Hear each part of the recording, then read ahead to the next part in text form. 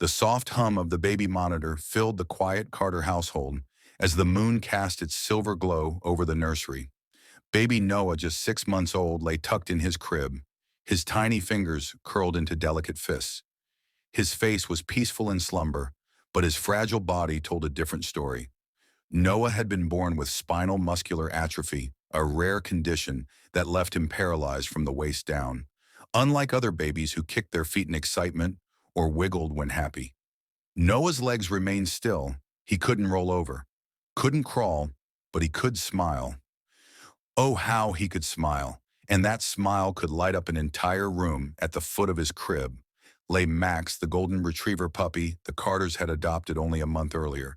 He was barely 4 months old, a ball of golden fluff with wide, soulful eyes. Max wasn't just a pet. He was Noah's shadow, his constant companion from the moment he arrived. He seemed to sense something special about the little baby, who never moved like others did while most puppies were rambunctious. Max was gentle instead of chewing on furniture or tearing up toys. He spent his days curled up beside Noah's crib, his big brown eyes watching over the fragile boy like a guardian angel that night. Noah had fallen asleep earlier than usual. His breathing was soft and rhythmic, and his tiny chest rose and fell.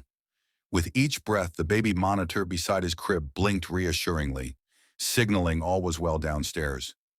His mother, Emily Carter, stood by the kitchen sink, rubbing her tired eyes. Life had been difficult since Noah's diagnosis.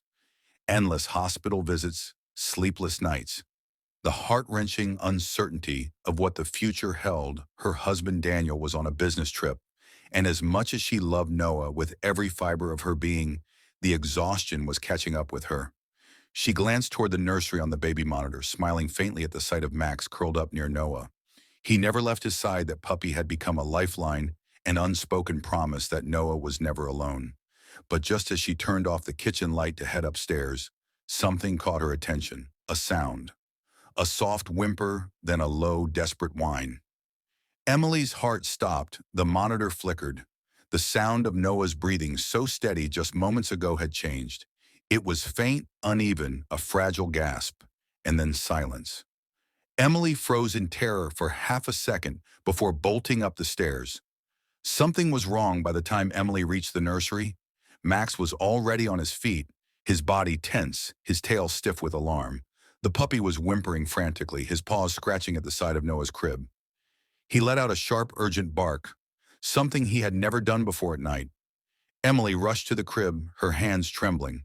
Noah's tiny lips were blue. Her heart stopped. He wasn't breathing. Panic surged through her veins like ice. "Noah!" she cried, scooping him up. His body was limp, far too still. Tears blurred her vision as she tried to remember everything the doctors had told her. Call 911, lay him flat, check his airways. But before she could even react, Max moved. The puppy, just 4 months old, leaped onto the crib's edge, and in an act that would later leave doctors speechless, began licking Noah's face with urgent, desperate strokes. His tiny pink tongue swiped over Noah's cheeks, his forehead, his nose, his entire face, whining, nudging, licking, begging, "Come on, baby." Emily sobbed, pressing Noah against her chest. "Come on, sweetheart." Then a small sound, a weak, rattling cough. Noah's body jerked slightly, and air rushed back into his tiny lungs. His eyes fluttered open for a moment. There was silence. Then Noah let out a soft, fragile cry. Emily collapsed to the floor, holding him tightly, sobbing uncontrollably. Max let out a relieved whimper and nestled against Noah's side, his warm body pressing against the baby's tiny chest, as if he knew what he had just done. He had saved him. The paramedics arrived minutes later. By then, Noah was breathing normally, his color slowly returning. The doctors would later explain that his condition had caused a brief respiratory episode, something common but incredibly dangerous if Max hadn't reacted the way he did. If Emily had been just a moment too late, she couldn't even think about it. Max had done what no one could have expected that night. As Emily cradled Noah in her arms, Max curled beside them on the bed, one tiny pole resting on the baby's blanket. And for the first time in months, Emily felt something she hadn't felt in a long time. Hope, because sometimes miracles don't come in the form of grand gestures or scientific breakthroughs. Sometimes they come in the shape of a tiny golden retriever puppy with big brown eyes and a heart so full of love that he saved a life before he even understood what life was.